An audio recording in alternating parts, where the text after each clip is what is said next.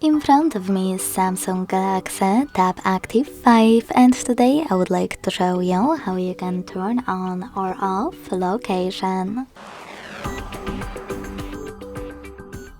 You need to begin by accessing Tab menu and looking for location shortcut. When you find it, click on it. As you can see, my shortcut turned grey, which means that location is off, so to turn it on, click on the same one.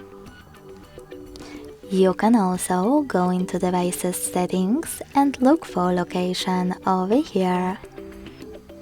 When you find it, click on it and tap on this switcher at the top to manage it.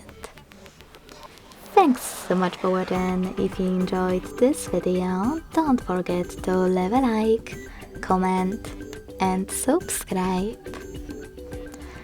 Bye!